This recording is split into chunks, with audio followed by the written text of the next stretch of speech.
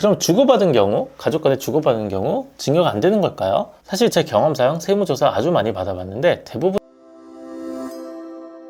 가족들 간에 돈을 주고 받았으면 이게 증여가 될까요? 어떤 이유든지 잠깐 돈이 필요해서 돈을 잠깐 줬다가 그거 다시 받았으면 이게 증여는 아니잖아요. 그런데 최근에 판결에서 남매 간에 돈을 주고 받았는데 증여라고 해서 좀 이상해서 제가 가져왔습니다. 판결문까지 찾아서 제가 가져왔거든요. 어떻게 된 일인지 제가 자세히 설명을 한번 드릴게요. 그리고 어떤 경우에는 증여가 아니고 이 경우에는 왜 증여였는지 자세히 한번 설명을 드리겠습니다. 이런 경우 참 많으니까 한번 알아두시고요. 쉽게 설명드릴 테니까 걱정 마시고 끝까지 한번 봐주세요. 돈을 줬다 받았는데 증여세를 내라고 합니다. 어떻게 된 일일까요? 남매끼리 5천만 원 차용증 안 썼다가 법원에서 증여세라고 한 이야기가 있습니다. 차용증이 문제였을까요? 꼭 그런 건 아니고요. 한번 볼게요. 오늘 이 사이라도 증빙 없이 돈을 주고받았다면 증여세 대상이 된다는 법원의 판결이 나왔습니다. 법조계에 따르면 서울행정법원에서 A씨가 서울노원세무서장을 상대로 낸 증여세 부가처분 취소 청구 소송에서 원고 패소 판결을 내렸다. 이 말은 좀 어렵죠?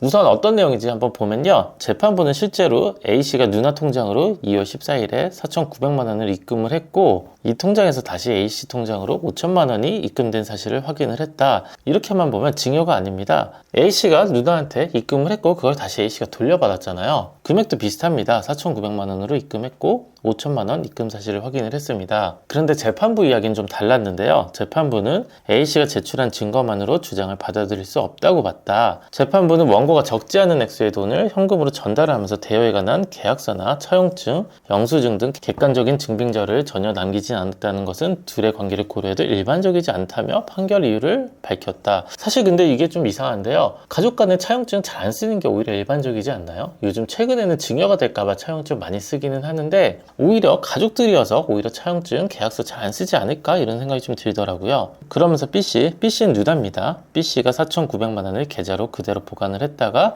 2주도 되지 않아 A씨에게 돌려줬는데 2주밖에 안 됐네요. 돌려준 게. 원고는 B씨가 돈을 빌린 경위나 동기에 관해 구체적으로 설명도 못하고 있다. 그러니까 설명이 안 된다. 뭐 이런 이야기죠. 그리고 재판부는 2019년 9월 B씨가 다른 동생인 C에게도 5천만 원을 입금한 점을 지적을 했다. 재판부는 이 사건 금전이 단순히 원고와의 금전 소비 대차 계약을 근거로 지급된 것이라고 단정하기 어렵다고 덧붙였다. 이런 이야기를 했습니다. 여기까지 보면 진짜 주고받으면 증여가 되나? 이렇게 좀 생각이 들더라고요. 그것도 2주밖에 안 됐잖아요. 일반적으로는 몇 달, 몇 년도 되는데 이건 2주밖에 안 됐는데 인정이 안 됐다고 이런 생각이 들었습니다. 그래서 제가 판결문을 한번 찾아봤습니다. 무슨 이유가 있겠지 이런 생각이 들었거든요. 판결문 한번 찾아보니까 날짜는 숨겨져 있었는데 아무튼 현금이 입금이 되었다가 계좌에서 금전이 인출되어 원고의 계좌로 입금이 됐다 이렇게 돼 있더라고요. 이게 좀 살짝 다르죠. 그러니까 처음에 누나 계좌에 현금이 그냥 입금이 됐다가 나중에 한 2주 정도 후에 그 자금이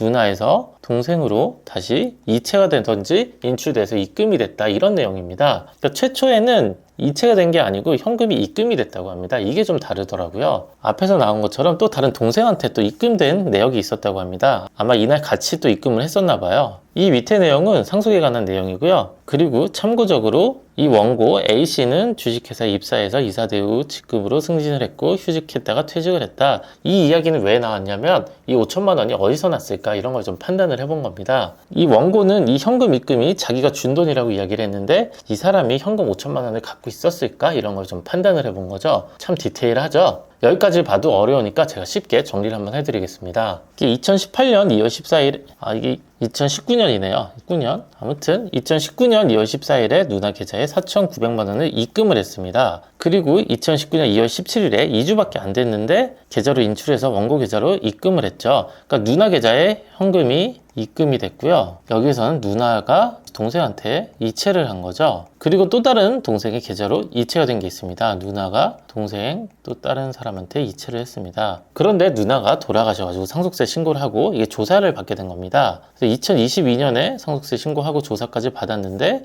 이게 나온 거죠. 이게 튀어나와서 아마 세무서에서는 이 누나 계좌에서 동생 계좌로 된 거 증여받은 거 아니냐 이렇게 나왔겠죠. 증여받은 거 아니냐 이렇게 물어봤더니 아니다, 이거는 내가 누나한테 줬던 거 돌려받았던 거다. 봐라, 2주 전에 내가 4,900만 원 입금한 거 있지 않냐, 이거 다시 돌려받은 거다 이렇게 소명을 했습니다. 근데 좀 이 정도 설명하면 좀 믿어줄 만한데 안 믿어줬습니다. 그래서 세무서에서는 과세를 해가지고 증여세도 되고 상속세도 나왔겠죠. 그래서 구체적으로 좀 더 보면 2월 14일에 현금을 대여하고 망인한테 입금을 한 것이다. 그러니까 누나한테 입금을 했다. 그러니까 누나한테 종이돈 현금을 줘서 입금을 시켰고 그걸 누나 통장에 넣었다가 누나가 좀 쓰고 2주 후에 내가 받았다. 이런 이야기입니다. 그런데 누나는 또 쓴 일이 없었더라고요. 법원에서 이야기한 거는 이 현금 대여할 때 계약서나 차용증 영수증이 없다. 왜 없냐? 현금 그 많은 돈을 줬으면 차용증 같은 거 쓰지 않냐? 뭐 이런 이야기고요.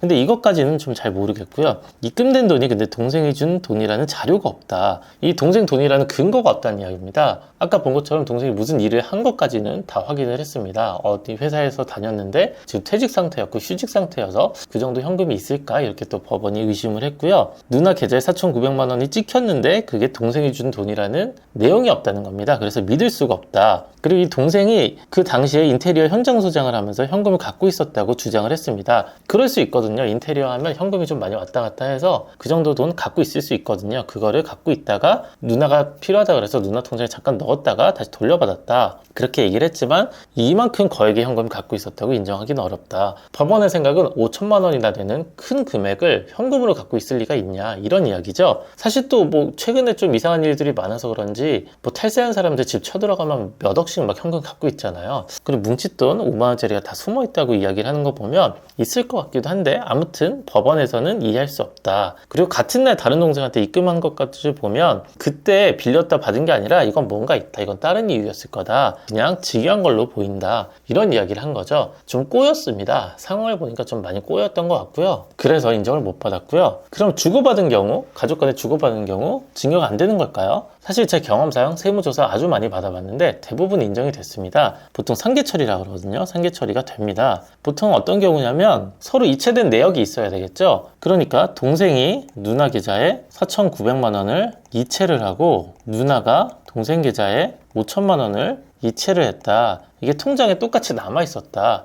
이게 그러니까 현금 입금이 아니고 이체를 했다. 이렇게 됐으면 좀 많이 믿어줬을 겁니다. 아니면 현금 입금이라도 했으면 차용증이라도 써놨으면 되겠죠. 차용증 쓰고 사진 찍고 뭐 이런 방법들이 있잖아요. 이렇게라도 해놨으면 좋았을 텐데 이게 좀 부실했던 겁니다. 그래서 인정을 못 받았던 거고요. 그래서 주고받은 경우까지 증여로 되면 어떡하냐 이렇게 생각하실 수도 있는데 아주 조심해야 됩니다. 한 걸음 뒤에서 국세청 입장에서 또 한번 생각을 해보면 국세청에서도 인정을 해주고 싶은데 이 입금된 거를 동생이 입금했다고 봐줄 게 없습니다. 인정을 해주고 싶어도 없는 거죠. 그래서 주고받을 게 확실하다. 이거는 빌려주는 게 확실하다. 증여가 아니다. 이렇게 확실한 경우에는 꼭 주고받은 내역이 있어야 됩니다. 꼭 이체를 해야 된다. 주고받은 내역을 대놓고 통장에 남겨놔야 되고요. 필요하다면 적유에도 남겨놔야 되겠죠. 전 적유에 웬만하면 남겨놓지 말자고 이야기를 하는데 이런 경우에는 좀 다릅니다. 적유에 남겨놓는 팁 알려드리면 동생이 누나한테 돈을 줄 때 대여 이렇게 써놓고 누나가 다시 동생한테 줄 때 반환 이렇게 쓰시면 되겠죠. 뭐 하나 더 하면 요 반환할 때 요 2월 14일이었죠. 2월 14일 이렇게 적어 놓으면 더 좋죠. 이렇게 해놨으면 아마 인정이 됐을 텐데 이런 과정이 없어서 좀 안타깝게 증여로 됐던 것 같습니다. 이 케이스를 보면서 어떤 생각이 드시나요? 아주 상당히 디테일하구나. 증여가 아무것도 아닌 것 같은데 이런 것까지 증여를 해야 되나? 이런 생각이 좀 들긴 합니다. 하지만 이 입증을 국세청이 해야 되는데 국세청이 못하면 또 저희가 해야 되거든요. 저희 스스로 억울하니까 억울한 사람들이 이렇게 좀 잘 남겨놔야 되겠죠. 그래서 무심코 이체하다가 함부로 이체하다가 증여가 되는 케이스가 많으니까 조심하시고 걱정이 되신다면 미리 저와 상담을 하시는 게 좋겠죠. 여기까지 진짜 세무사 비더리치였습니다.